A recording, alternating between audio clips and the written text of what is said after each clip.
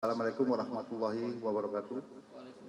Salam sejahtera buat kita semua. Yang saya hormati Bapak Kabidokes, ya saya hormati Kasubdit Jatanras yang mewakili Kabid Humas dan Kadit Jatanras. Rekan-rekan sekalian, siang ini kita akan menyampaikan update sementara. Jadi kalau update sementara artinya bahwa kita belum selesai. Namun karena banyaknya pertanyaan dari rekan-rekan, tentunya kami akan memberikan beberapa perkembangan hasil penyelidikan kami terhadap kasus penemuan mayat yang terjadi di Cinere, Depok. Rekan-rekan sekalian, perlu kami sampaikan kembali bahwa metode yang kami laksanakan saat ini adalah kolaborasi interprofesi. Dalam hal ini kami melibatkan tim dari laboratorium forensik Baris Krim Polri, ya, khususnya dari kimia biologi forensik, kemudian kedokteran forensik, ya, dengan menggandeng tim dari RSCM, ya, di bawah koordinasi Bapak Kabidokes Polda Metro Jaya, kemudian dari Inavis, dan juga pada saat kemarin kita adakan olah TKP ulang, kita juga menyertakan tim Apsifor lengkap, Asosiasi Psikologi Forensik, bukan digital, psikologi forensik. Termasuk dalam penyelidikan lanjutan kita melibatkan laboratorium digital forensik. Kemudian perlu kami sampaikan pada saat ini, ya, perkembangan yang kami peroleh,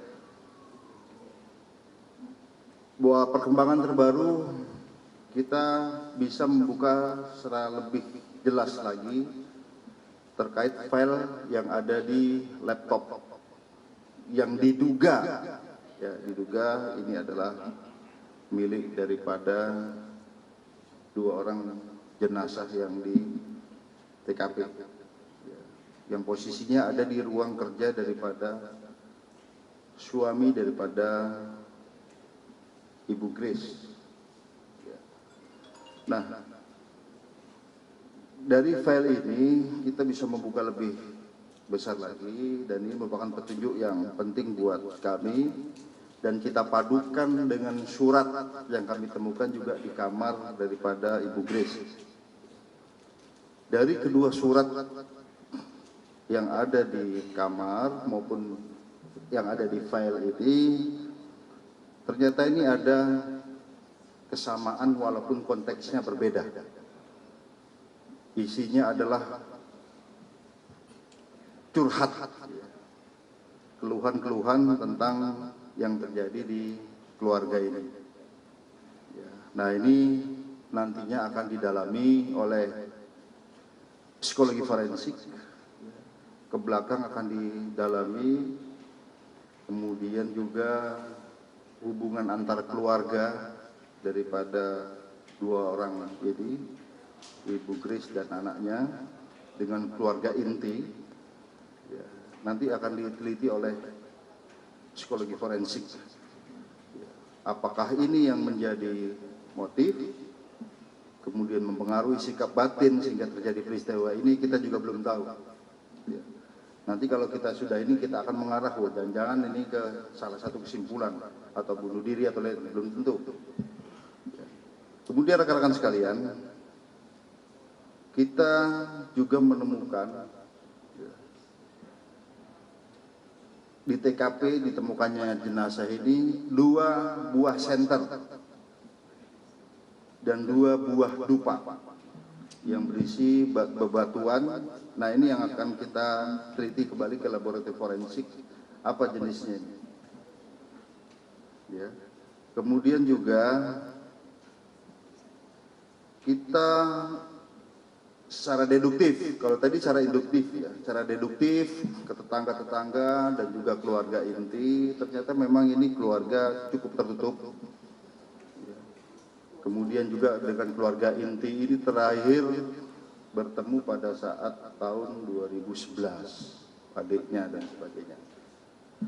Dan terakhir berkomunikasi hanya bertang berapa bulan yang lalu. Jadi memang ini hampir sama dengan kejadian Kalideres ya, dengan keluarga inti jauh, kemudian anaknya ini juga belum menikah, sama seperti Kalideres, umur 38 tahun belum menikah, ya.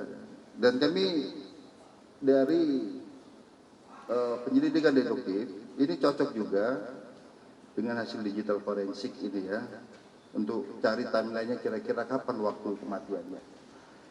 Kalau dari hasil penyelidikan deduktif kami periksa saksi dari pengantar galon ya, itu pada tanggal 25 Juli itu masih menerima galon, karena memang ini cukup, keluarga itu cukup saklek. Jadi kalau galon nggak diantar jam 8 ke atas tidak akan diterima.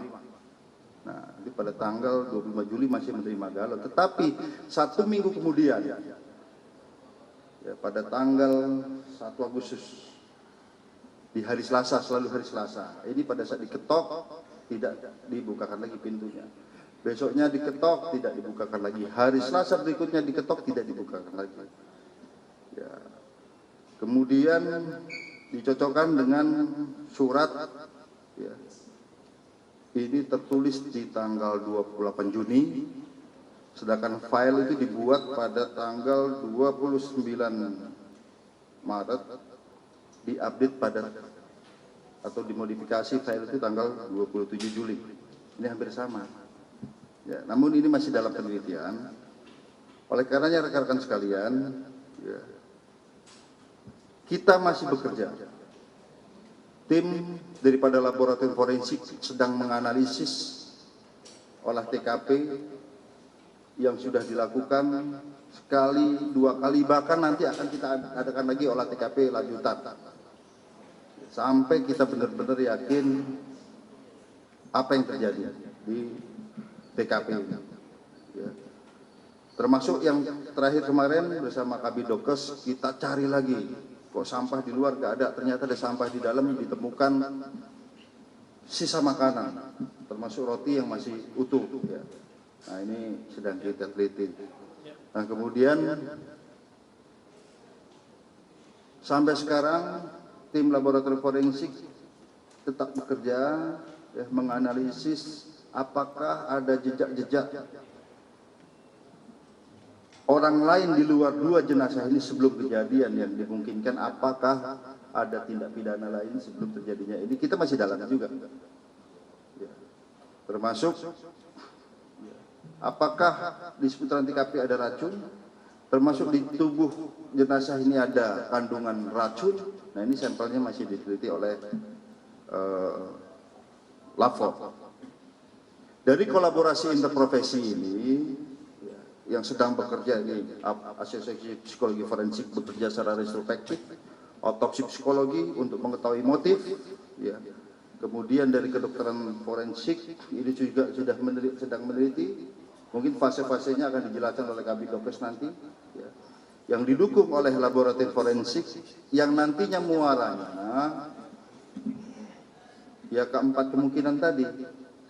Yang pertama, apakah ini mati alamiah, natural, ataukah ini accident, kecelakaan, ataukah ini suicide, bunuh diri, atau homicide, atau gabungan diantara beberapa indikasi ini. Nah, ini berbagai kemungkinan, bisa saja yang satu bunuh diri, yang satunya dibunuh, kita nggak tahu. Ya, ini sedang didalami, oleh karenanya kami mohon bersabar, kita kedepankan scientific crime investigation. Tidak boleh ada mindset dalam penyidik, dan tidak boleh penyidik terpengaruh oleh opini-opini apapun. Ya, kita fokus berdasarkan alat bukti yang ada, nantinya mengarah kira-kira apa indikasi apa yang terjadi terhadap 2 jenazah ini, terhadap 4 tadi. Ya. Alamiah atau natural, ataukah accident, kecelakaan, ataupun bunuh diri, suicide, atau homicide, atau gabungan antara beberapa itu.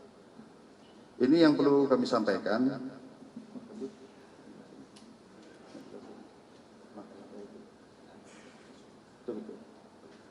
Setelah ini Pak Kabidokes akan menjelaskan langkah-langkah ilmiah yang dilakukan oleh kedokteran forensik, ya, sehingga membutuhkan waktu yang cukup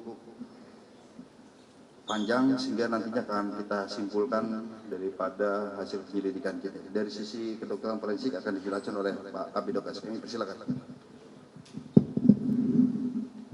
Terima kasih. Assalamualaikum warahmatullahi wabarakatuh.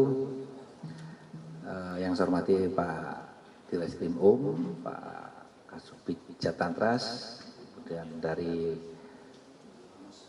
Humas dan rekan-rekan media sekalian, bahwa tugas pokok dari kedokteran forensik adalah berkaitan dengan korban atau hal-hal yang terkait dengan korban. Jadi kami TKP pertama pada tanggal hari Kamis itu pertama adalah melaksanakan olah TKP aspek medis khusus pada temuan jenazah. Ini kan kebetulan jenazah adalah unwitness, ya. Ada temuan jenazah di dalam suatu ruangan yang tertutup, yang kondisinya sudah sangat membusuk lanjut dan beberapa bagian terjadi skeletonise. Jadi tugas kami adalah menentukan ini berapa individu, identifikasi seperti apa, dan itu memerlukan proses. Kemudian kami melakukan pemeriksaan yang nantinya untuk menentukan identifikasi itu kita pastikan benar enggak ini adalah si A dan si B. Kemudian berapa lama saat kematiannya, jadi time scene of death. Kemudian ada tidak kekerasan yang pada tubuh korban tersebut. Kemudian sebab akibat lukanya, apakah ada kekerasan tumpul tajam atau kekerasan kimia yang lain sebagainya. Kemudian wajar atau tidak itu meninggalnya dua korban itu. Kalau dia wajar apa, kalau tidak wajar apa. Kemudian kami juga melakukan olah TKP kedua berkaitan dengan profil korban ini, profil dari sisi medisnya. Kemudian habitnya juga kita juga perlu tahu, karena kalau dia natural atau mati wajar, apa penyakitnya kita dari pemeriksaan di TKP tersebut. Sehingga prosesnya cukup panjang. Kami kalau tadi sampaikan Pak Dir, kita bisa olah TKP ulang, mungkin terjadi.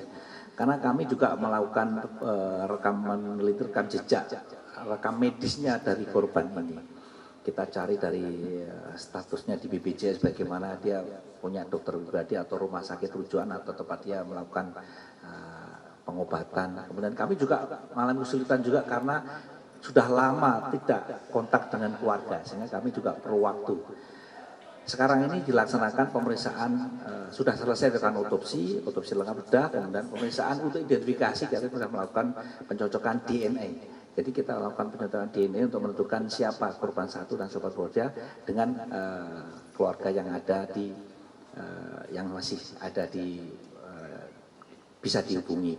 Kemudian menentukan time scene death ini sedang berproses karena banyak faktor yang mengaruhi, karena di situ ada ruangan yang tertutup, kemudian sangat panas, ini musim kemarau, jadi ada beberapa yang perlu dipertimbangkan, diperhitungkan untuk penghitungan time scene of death-nya.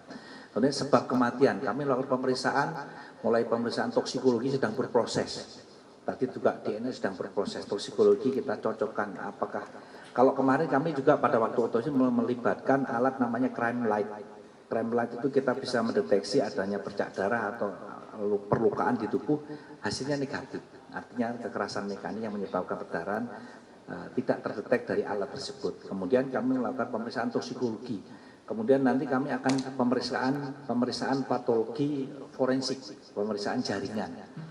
Nanti kami juga akan menunggu hasil dari toksikologi, kemudian dari pemeriksaan TKP kemarin dari timnya IDEN dari PMJ juga melakukan sampling, mengambil sampel-sampel, ada beberapa material yang kami akan cocokkan, ini isinya apa. Karena kami blind untuk data medik atau rekam medik dari korban ini, kami belum bisa men-tracing. Jadi mohon waktu nanti untuk berproses, kami juga sebentar lagi kalau nanti memang diperlukan untuk pendalaman di TKP juga akan kami lakukan. Saya kira itu Pak Dir, terima kasih. Assalamualaikum warahmatullahi wabarakatuh. Baik, terima kasih Dr. Heri, ini beliau spesialis forensik. Jadi sekali lagi rekan-rekan sekalian bahwa ini update sementara, ya, kita masih terus bekerja. Tadi pagi kami menerima permohonan lagi dari laboratorium forensik dan kedokteran forensik untuk olah TKP kembali, untuk memastikan betul dan bisa dipertanggungjawabkan secara saintifik hasil penyelidikan kita ini terhadap fenomena atau peristiwa yang terjadi di Cinere. Saya kira demikian ya, cukup. Penegasan aja Pak, untuk dupa dan senter itu ditemukan di samping jenazah atau di? Ya, di sebelah jenazah. Ya, ada senter, ada dupa, ya kan kita akan selidiki lagi itu. Kenapa kok ada senter? Apakah listriknya sudah dimatikan? Ya kita sudah periksa juga ya. Untuk dari PLN bahwa itu surat peringatan pada tanggal 21 Juli. Ya, kemudian pada tanggal 28 Juli sudah diputus. Ya, telat 1 bulan. Nunggak 1 bulan. Saya kira demikian ya, cukup. Terima kasih. Wabillahi taufiq wal hidayah. Wassalamualaikum warahmatullahi wabarakatuh.